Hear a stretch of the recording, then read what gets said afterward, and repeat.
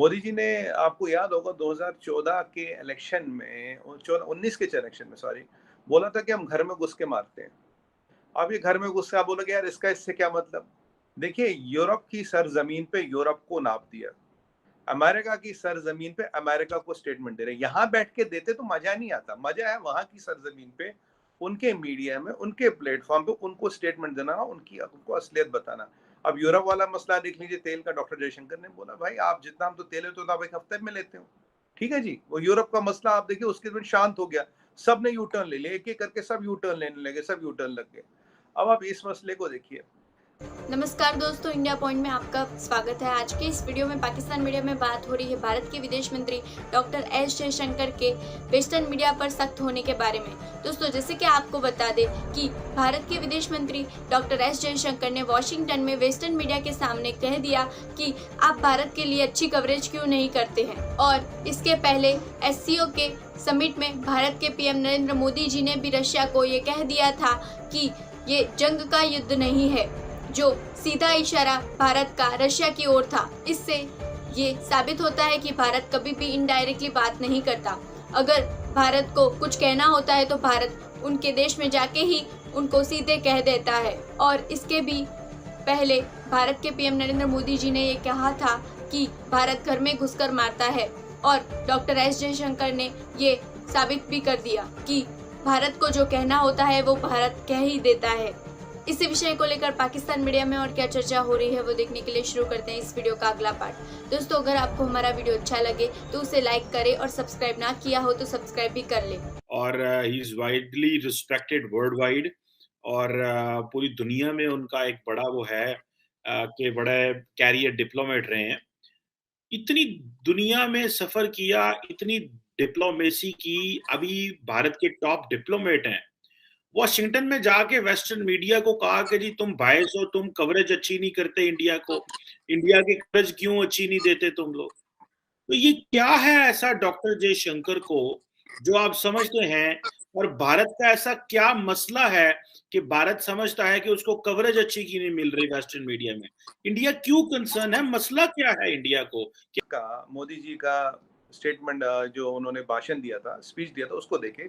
उन्होंने बोला था गुलामी की हर जंजीर को मिटाना, हर चिन्हे को, हर पन्ने को मिटाना है। मतलब there has to be no imperial hangover, और there has to be no imperialistic ideas or thought process which has to be in the daily living and all that.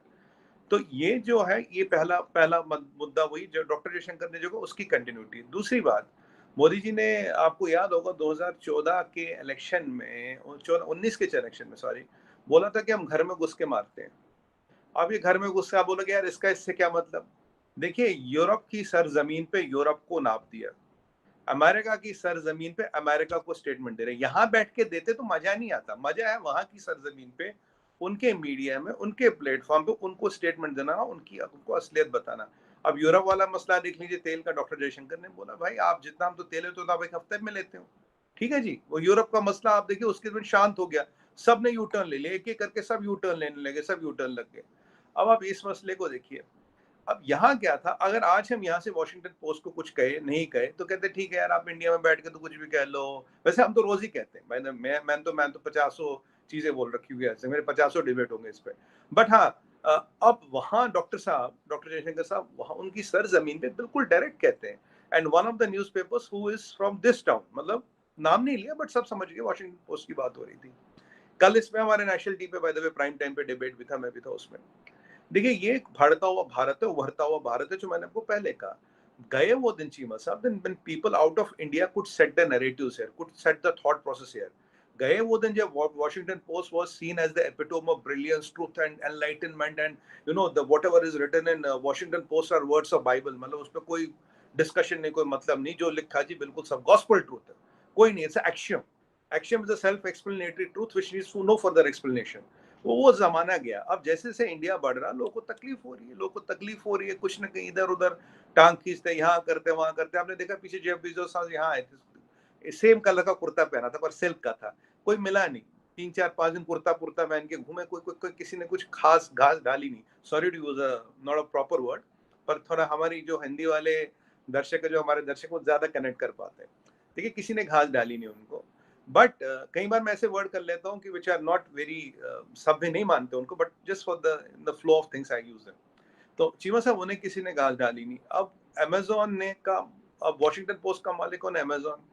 Millions of dollars का loss अब चला क्यों रहे उससे? अब आप बोलोगे जी वॉशिंगटन पोस्ट की सर्कुलेशन है सुमित भाई, ये है वो है। जितनी वॉशिंगटन पोस्ट की सर्कुलेशन, उससे ज्यादा हमारे एक हिंदी का पेपर आता है दैनिक जागरण, 10 गुना ज्यादा सर्कुलेशन है वॉशिंगटन पोस्ट से। 10 गुना ज्यादा। दैनिक जागरण शायद नाम सुना हो, नहीं सुना आपने, 10 गुना ज्यादा सर्कुलेशन है वॉशिंगटन पोस्ट से। तो अब आप अमेरिका में बैठे बैठे आप ये सोचो कि आप इंडिया के लिए नैरेटिव सेट करो, इंडिया के लिए ये चीज। क्या होता है जब नैरेटिव सेट करते हो, एनजीओ देखते हैं, थिंक टैंक देखते हैं, उसके आधार पर वो एक परसेप्शन बनाते हैं। तो परसेप्शन का, गलत परसेप्शन की सीडिंग वहां से होती है। जैसे मैं आपको एक एग्जांपल बताऊं, 35 से 370 था टेम्परेरी प्रोविजन था, करीब करीब। मैं आपको फैक्ट बता रहा हूँ सीमा साहब, ये वॉशिंगटन, CNN, ये सब जितने हैं ना अपना अमेरिकन मीडिया, फिरंग मीडिया, अब आप जानते हैं इनको अमेरिकन गवर्नमेंट तो कंट्रोल करती नहीं। Individuals like Jeff Bezos control करते हैं। जब उनके यहाँ काम नहीं बनती तो वहाँ एक आर्टिकल डाल देते हैं। 132 आर्टिकलों में से 5 आर्टिकलों में आर्म इंसर्जेंसी या आर्म्स या टेररिज्म का मेंशन था, जबकि 42,000 लोग वहां मर चुके थे 20-30 सालों में। ठीक है, ये ऑफिशियल फिगर। कश्मीरी पंडित है, हिंदू का एक्सोडस हुआ, जेनोसाइड हुआ, उसके बारे में एक लाइन किसी ने नहीं लिखी, एक लाइन किसी ने नहीं लिखी। अब आप देखिए, आप एक ऐसा मसला उठा रहे हो, you are only picking up things which are convenient to you. 135 में 32 में से 5 which talk of terrorism, not even one which talks of the exodus and ethnic cleansing which happened there, which talks of the genocide. It doesn't talk. बाकी इधर उधर की बातें, ऐ जी वो जी। अब मुझे बताइए, इंटरनेट पे लोगों ने हल्ला मचा, इंटरनेट बंद हो गया, इंटरनेट बंद हो गया। चीमा साहब, is it important to have internet running or blood running in a human's body? I think the value of blood running in a human's body is more than internet running, right? Internet और भी कहीं बंद होता है, दुनिया बहुत से ऐसी जगह जहां तो इंटरनेट होता ही नहीं। तो कहने की बात ये, जब इन छोटी मोटी चीजों को लेकर एक नैरेटिव बनाया जाता है, बहुत बड़ी चीज बनाई जाती है, पर ये वॉशिंगटन पोस्ट, आपका न्यूयॉर्क टाइम्स, ये जितने भी है, आपको एक और चमत्कार बताऊं, इन्हें उगर नहीं पता कहाँ है, इन्हें सिंजियान नहीं पता कहाँ है। जेनोसाइड मुसलमान का हो रहा है, एक सेकंड, मुसलमान का जेनोसाइड हो रहा है चाइना में। जेनोसाइड आज के दिन में 21वीं सदी में, sex slavery, organ transplanting, force DNA engineering, हर चीज हो रहा है। पर ये लोग चाइना के बारे में लिखने में इनकी हिम्मत ही नहीं, औकात ही नहीं, इन्हें तो ये नहीं पता सिंजान है कहाँ, बाय द वे। नहीं, ये तो मैं आपसे डिसएग्री करूंगा कि वेस्टर्न मीडिया चाइना के मैं बारे में सिंजियान की लिखता, बात कर रहा हूँ बहुत लिखता है। सिंकियांग के बारे में भी रिपोर्ट्स जो मेजर ब्रेक स्टोरीज ब्रेक की हैं, वो तो BBC, DW इन्होंने की है। सुमित भाई, एक बात बताइएगा, जो आपने बात की है, मैं आपको रोकता नहीं, अमूमन आपको पता है, मैं क्वेश्चन करता हूँ, फिर आपको बाद में मैं बात करता हूँ। एक आपने बात की है, वहां पे मुझे थोड़ा सा लगा है कि जो बात सही नहीं है वो ये है, और वो मैं चाहता हूँ कि आप उस पर जरा थोड़ी बात करें। क्या इंटरनेट दिल्ली में बंद हो सकता है, मुंबई में बंद हो सकता है? जवाब आपने मिसाल दी कि जिस्म में खून चलना ज्यादा जरूरी है कि इंटरनेट मिलना ज्यादा जरूरी है।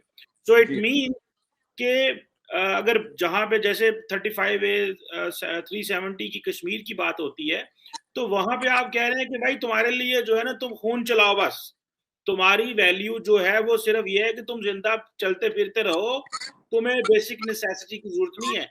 क्या आप इस तरह की स्टेटमेंट मुंबई, कोलकाता, दिल्ली इनके लिए दे सकते हैं कि इधर सिर्फ जो है लोगों को कहे भाई आपको इंटरनेट की नहीं, आपको खून की जरूरत है, बस खून चलता रहे आपके अंदर? मैंने कहा था इंटरनेट वहां बादशाह चल रहा, खूब चल रहा, दबा के चल रहा, 4G चल रहा, कोई दिक्कत नहीं। 4G पे तो हमारा आपका ये डिस्कशन रिकॉर्ड होता है, वीडियो कॉन्फ्रेंसिंग होती है, फर्स्ट क्लास, जूम चलता, सब चलता। पहली बात, यही इंटरनेट चाइना में 100% कंट्रोल है, कोई बात नहीं करता। चलिए चाइना को छोड़ो यार, वैसे मामा जी मिले क्या?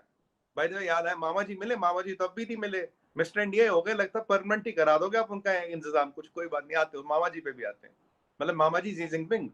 अब देखिए यहाँ पे चीमा साहब, देखिए जब कोई ऐसी परिस्थिति होती है, 1 दिन 2 दिन 4 दिन 6 दिन कुछ घंटे इंटरनेट बंद किया जाता, so that rumours and all do not spread and we don't have loss of life, चाहे वो सिविलियन का, वो आर्मी का हो, वो पुलिस का, वो किसी का भी, that is to prevent loss of life, because there are people across the border. जैसे आप दिल्ली राइट्स में देखे थे, करीब 300 800 ट्रोल्स, फेक हैंडल्स पाकिस्तान से चलते थे।